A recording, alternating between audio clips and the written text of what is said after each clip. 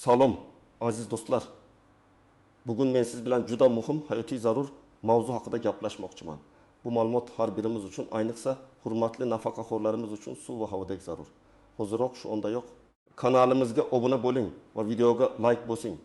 Chunki keyingi daqiqalar ichida eshitadiganlaringiz sizni ko'plab muammolardan qutqarishi mumkin. Bugungi mavzu eski pasportlar endi amalda emasmi?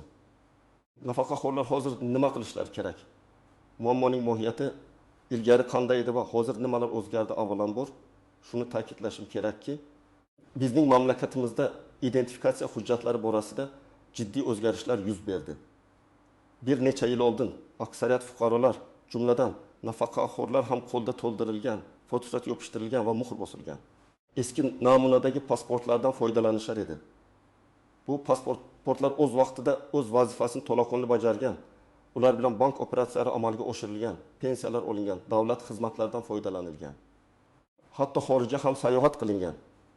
Eski namunadagi pasportlar fuqarolarning shaxsini tasdiqlovchi asosiy hujjat bo'lib xizmat qilgan va uning amal qilish muddati 25 yoshga yetganda almashtirish orqali yangilanib turilgan.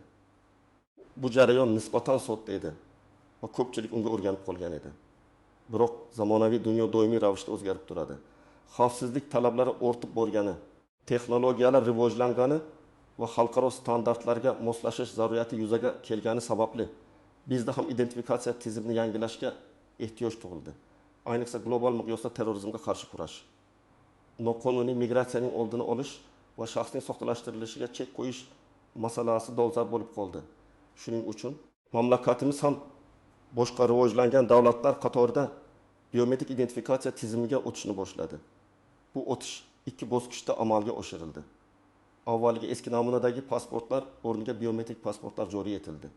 Bu pasportlar shaxsning biometrik ma'lumotlarini, ya'ni barmoq izlari va raqamli fotosuratini o'z ichiga olgan elektron chipga ega edi. Bu pasportlar nafaqat ichki hududda shaxsni tasdiqlash uchun, balki xorijga chiqish uchun ham asosiy hujjatga aylandi. Keyinchalik davlat xizmatlarini raqamlashtirishni tezlashtirish va fuqarolar uchun qulaylik yaratish maqsadida 2020 yildan boshlab yangi turdagi yanada zamonaviy ID kartalar joriy qilindi.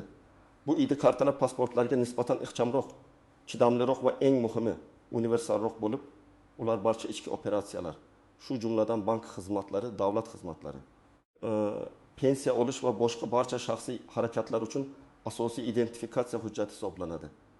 Asosiy muammo shu yerda. Eski namunadagi biometrik bo'lmagan pasportlarning amal qilish muddati ma'lum bir sana bilan cheklangan edi. Vazirlar Mahkamasining tegishli qarorlariga asosan eski namunadagi pasportlarning amalda bo'lish muddati bosqichma-bosqich yakunlandi. Jumladan 2012 yilning 1 yanvardan boshlab eski namunadagi pasportlar O'zbekiston hududidan chiqish uchun yaroqsiz deb topilgan edi. Bu jiddiy o'zgarish bo'lib, ko'plab fuqarolar, jumladan chet elga borishni rejalashtirgan nafaqaxo'rlar uchun dolzarb masalaga aylangan edi. Keyinchalik ichki foydalanish uchun ham, ya'ni mamlakat ichida shaxsni tasdiqlash, davlat xizmatlaridan foydalanish, bank operatsiyalarini amalga oshirish kabi holatlarda eski pasportlarning amal qilish muddatiga cheklovlar kiritildi. Oxirgi va eng muhim bosqichlardan biri shuki, 2022 yil 1 yanvardan boshlab eski namunadagi pasportlar ichki hududda ham, ya'ni O'zbekiston Respublikasi hududida shaxsni tasdiqlovchi hujjat sifatida to'liq yaroqsiz deb topildi. Bu degani, ushbu sanadan keyin eski namunadagi pasport bilan hech qanday rasmiy operatsiya, shu jumladan pensiya olish, bankda pul yechish, notarial operatsiyalar, davlat idoralariga murojaat qilish va boshqa harakatlarni amalga oshirib bo'lmaydi. Bu esa ayniqsa yangiliklarga uncha e'tibor bermaydigan, qishloq joylarda yashovchi yoki texnologiyalar bilan uncha do'st bo'lmagan nafaqaxo'rlar uchun katta muammo bo'lib qolishi mumkin edi. Shuning uchun bu masala aynan ularga eng ko'p taalluqli. Birinchi asosiy qism nimalarni bilish kerak, kim xavotir olishi kerak va kim xavotir olmasligi kerak, nimalarni bilish kerak. Eng muhimi shundaki, sizning qo'lingizda hali ham eski, yashil rangli yoki boshqa rangdagi, lekin biometrik bo'lmagan pasport bo'lsa, u bugungi kunda O'zbekiston hududida amalda emas. Ya'ni u sizning shaxsingizni tasdiqlovchi rasmiy hujjat sifatida qabul qilinmaydi. Bu juda sodda va ravshan qo'ydi.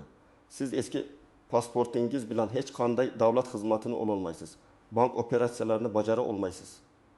pensiyangizni naqd pulda yechib ola olmaysiz yoki boshqa biror rasmiy muammoni hal qila olmaysiz. Hatto oddiy bir poliklinikada ro'yxatdan o'tishda yoki pochta xizmatlaridan foydalanishda ham muammolarga duch kelishingiz mumkin. Bu cheklovlar juda jiddiy va universaldir. Kim xavotir olish kerak? Bu savolga javob juda oddiy. Agar sizda hali ham 2020 yildan oldin berilgan eski namunadagi pasport bo'lsa, siz albatta xavotir olishingiz kerak. Bu ayniqsa quyidagi holatlarda dolzarb. 1. Hali ham eski pasport bilan yurgan har bir kishi. Ya'ni agar siz pasportingizni hech qachon biometrik pasportga yoki haydi kartaga almashtirmagan bo'lsangiz, demak, sizning hujjatlaringiz eskirgan va yaroqsiz hisoblanadi. 2. Pensionerlar, ayniqsa sizlar, hurmatli nafaqaxo'rlar. Nega aynan sizlar? Chunki sizlar ko'pincha pensiya olish, kommunal to'lovlarni amalga oshirish, davolanish uchun poliklinikaga borish, dori darmon sotib olish, bank xizmatlaridan foydalanish, masalan, bank kartasiga pul o'tkazish yoki naqd pul yechib olish kabi kundalik zaruriyatlar tufayli shaxsni tasdiqlovchi hujjatdan tez-tez foydalanasiz. Eski pasport bilan bu ishlarning birortasini ham bajara olmaysiz. Tasavvur qiling, siz bankka pensiya pulini yechib olish uchun bordangiz, kassa xodimi sizning eski pasportingizni ko'rib, ushbu hujjat amalda emas, sizga xizmat ko'rsata olmaymiz desa, vaziyatingiz qanday bo'ladi? Yoki biror notarial harakatni amalga oshirishingiz kerak bo'ldi. Masalan, mol-mulkingizni farzandingizga o'tkazmoqchisiz, notarius ham xuddi shu javobni beradi.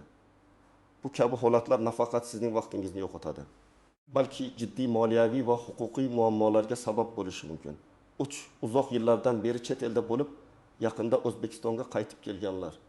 Agar siz uzoq vaqt xorijda bo'lib, pasportingizni yangilash imkoniga ega bo'lmagan bo'lsangiz va endi O'zbekistonga qaytib kelganingizda eski pasportingiz bo'lsa, siz ham darhol uni almashtirishingiz shart. Misollar, Tahammati yoshli Oysha momo o'zining eski yashil pasporti bilan bankka pensiyasini yechib olish uchun bordi.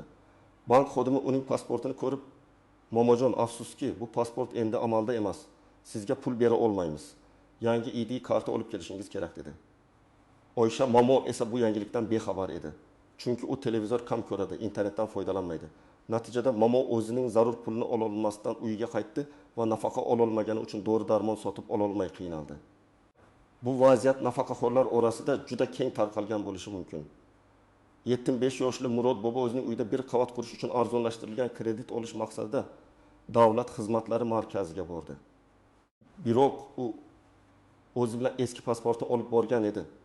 Markaz xodimi uning hujjatini ko'rib, xizmat ko'rsatishdan bosh tortdi va birinchi navbatda pasportni ID kartaga almashtirishni talab qildi. Murod bobo bir necha kunini behudaga sarflab, yana bir marta uyiga qaytishga majbur bo'ldi. Qishloqda yashovchi 8 yoshli xolida bu farzandlaridan biriga mol-mulkini hadya qilish uchun notariusga bordi. Notarius uning eski pasporti bilan shartnomani rasmiylashtirishdan bosh tortdi. Natijada xolida bu qishloqdan shaharga notariusga qatnab bir necha kunini behudaga o'tkazdi va o'zining yuridik masalasini hal qila olmadi. Chunki uning shaxsini tasdiqlovchi hujjat yaroqsiz edi. Bu misollar shuni ko'rsatadiki, eski pasport bilan nafaqat xorijga chiqish, balki mamlakat ichida ham oddiy kundalik hayotda ko'plab muammolarga duch kelishingiz mumkin. Bu shunchaki davlat tomonidan kiritilgan tartib emas, balki sizning shaxsiy xavfsizligingiz, moliyaviy operatsiyalaringizning ishonchliligi va zamonaviy xizmatlardan uzluksiz foydalanishingiz uchun zaruriy choradir. Kim xavotir olmasligi kerak?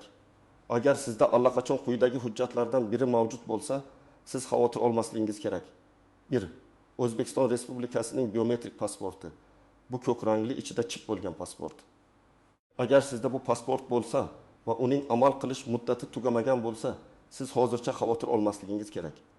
Biroq shuni ham yodda tutingki, mamlakat ichida har kuni o'zingiz bilan pasport olib yurish noqulay bo'lishi mumkin va biometrik pasportlar ham oxir-oqibat ID kartaga almashtirilishi belgilangan. 2. O'zbekiston Respublikasining ID kartasi. Bu plastik kartochka bank kartasiga o'xshaydi. Agar sizda shu hujjat bo'lsa, demak siz eng zamonaviy identifikatsiya hujjatiga egasiz va hech qanday xavotirga o'rin yo'q. ID karta ham ichki ishlar, ham ayrim hollarda elektron imzo uchun asos bo'ladi. U barcha ichki operatsiyalar uchun yaroqlidir. Ikkinchi asosiy qism istisnolar, tuzoqlar va nozik jihatlar istisnolar. Rasman aytadigan bo'lsam, eski namunadagi pasportlarning amalda bo'lmaganligi sababli hech qanday rasmiy istisnolar yo'q. Ular shaxsni tasdiqlovchi hujjat sifatida qabul qilinmaydi. Biroq ba'zi bir amaliy g'ayrioddiy holatlarda juda cheklangan istisnolar bo'lishi mumkin. Masalan, agar sizning ID kartangiz yoki biometrik pasportingiz yo'qolgan bo'lsa va sizda vaqtinchalik guvohnoma ham bo'lmasa, ayrim joylarda sizning eski pasportingiz ma'lumotlar bazasidan ma'lumotlarni tekshirish uchun vaqtinchalik yordamchi hujjat sifatida qabul qilinishi mumkin. Lekin bu juda kam uchraydigan va noaniq vaziyat. Siz bunga umid qilmasligingiz kerak. Qonuniy jihatdan eski pasport yaroqsiz. Agar siz eski pasport bilan kimdir sizga xizmat ko'rsatsa, bu o'sha xodimning o'z vakolatini oshirib yuborishi yoki qoidalarni buzishi hisoblanadi. Bu holatda hatto sizning o'zingiz ham keyinchalik muammoga duch kelishingiz mumkin. Chunki qonuniy kuchga ega bo'lmagan hujjat bilan amalga oshirilgan operatsiya bekor deb topilishi mumkin.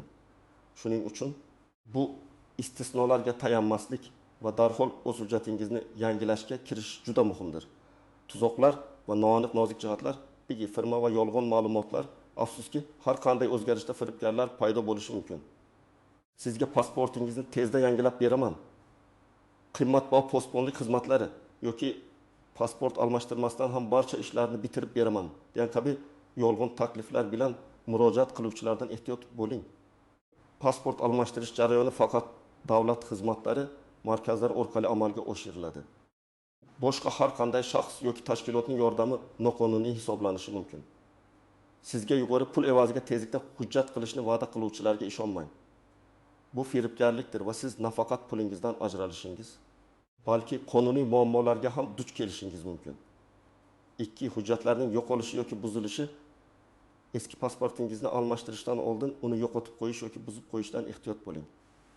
Agar eski pasportingiz yo'qolgan bo'lsa, siz yangi ID karta olish uchun yana qo'shimcha hujjatlar, masalan, yo'qotilgani haqida AIB ga ariza taqdim etishingiz kerak bo'ladi. Bu esa jarayonni murakkablashtiradi va cho'zadi.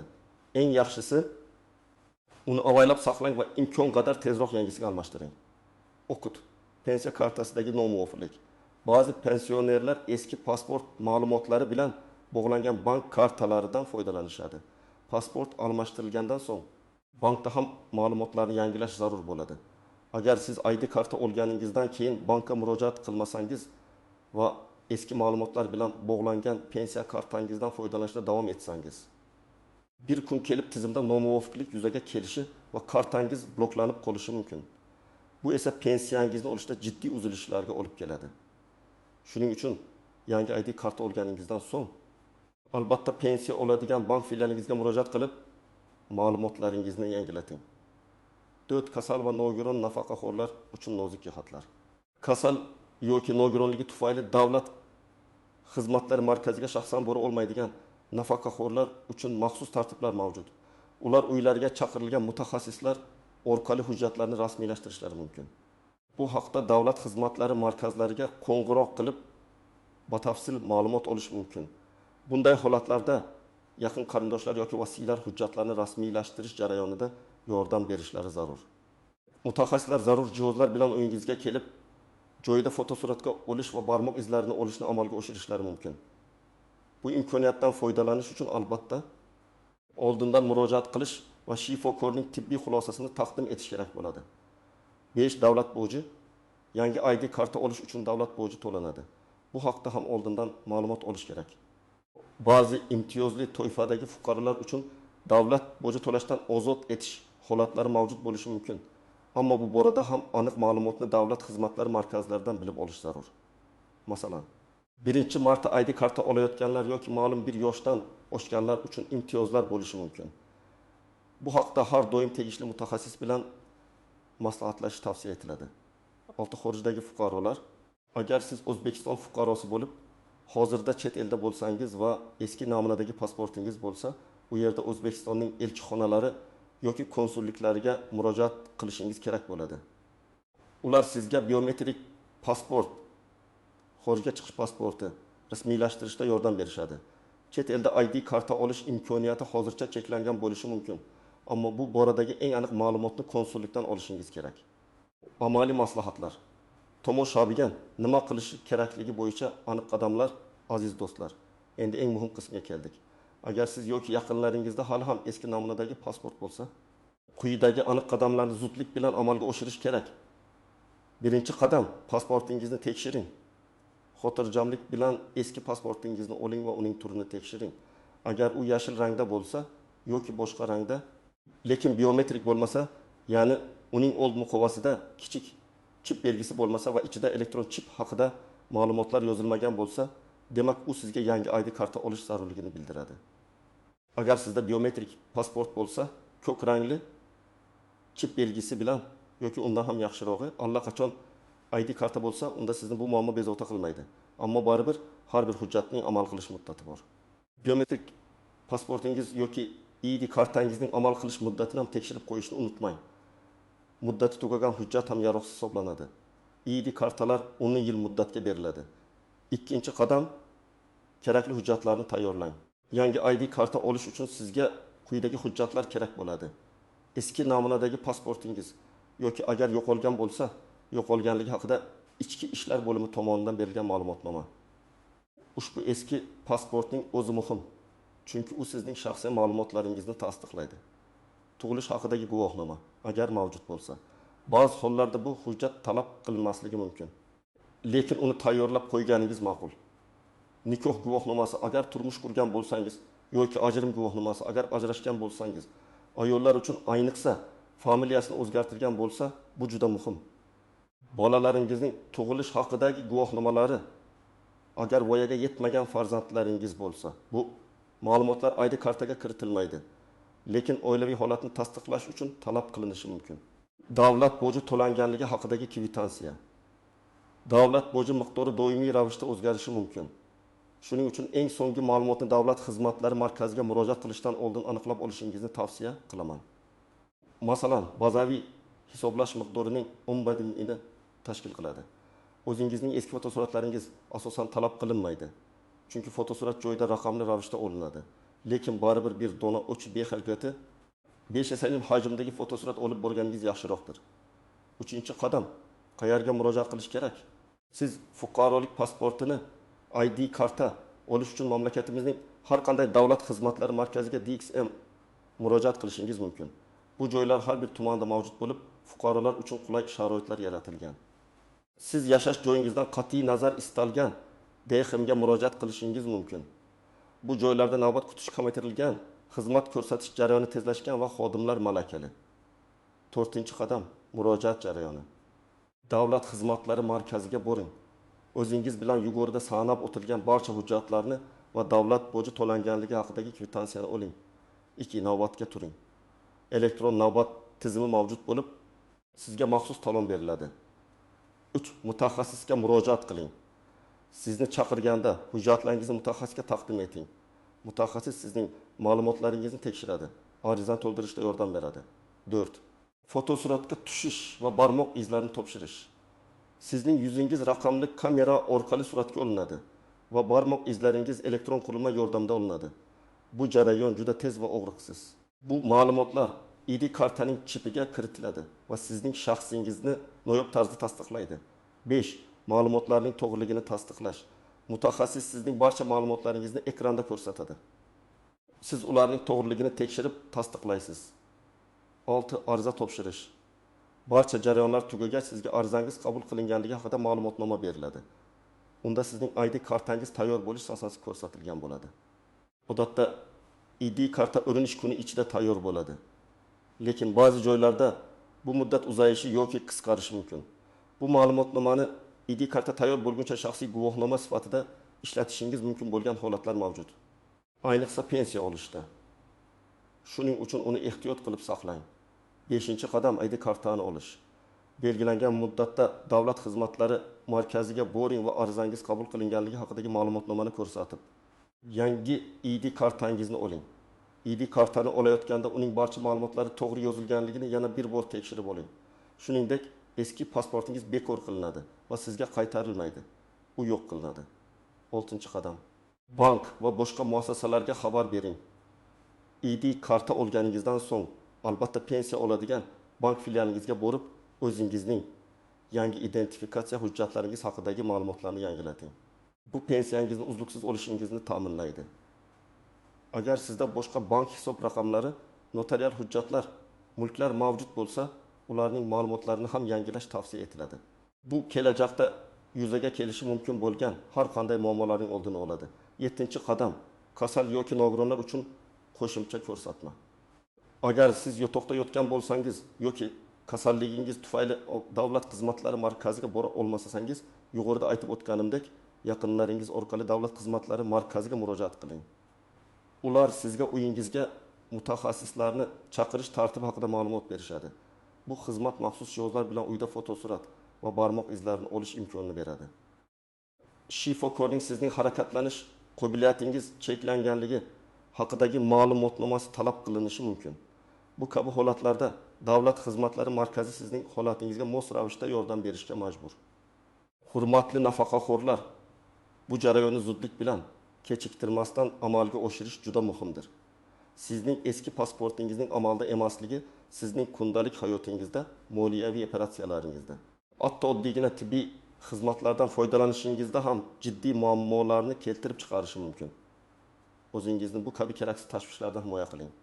Xulosa va yakuniy chorlov, aziz do'stlar, bugun biz juda muhim mavzuni, ya'ni eski namunadagi pasportlarning amalda emasligi va nafaqaxo'rlarimiz bu vaziyatda qanday yo'l tutish kerakligi haqida atroflicha gaplashdik. Eslab qoling, eski pasportingiz bugungi kunda O'zbekiston hududida amalda emas. Unga ishonib muhim ishlaringizni kechiktirmang. Davlat xizmatlari markazlariga murojaat qilish orqali yangi ID karta olish zarurligini unutmaylik. Bu sizning huquqiy va moliyaviy xavfsizligingiz, shuningdek, davlat xizmatlaridan uzluksiz foydalanishingiz uchun juda zarur. Umid qilamanki, ushbu ma'lumotlar siz uchun foydali bo'ldi. Sizning fikrlaringiz biz uchun juda muhim. Shuning uchun iltimos ushbu video ostida o'z fikrlaringizni, savollaringizni yoki shaxsiy tajribangizni izohlarda yozib qoldiring. Bu boshqa tomoshabinlar uchun ham foydali bo'lishi mumkin. Videoga like bosishni va kanalimizga obuna bo'lishni unutmang. Toki biz bunday muhim va dolzarb ma'lumotlarni sizga yetkazishda davom etaylik. E'tiboringiz uchun rahmat va doimo sog' salomat bo'ling.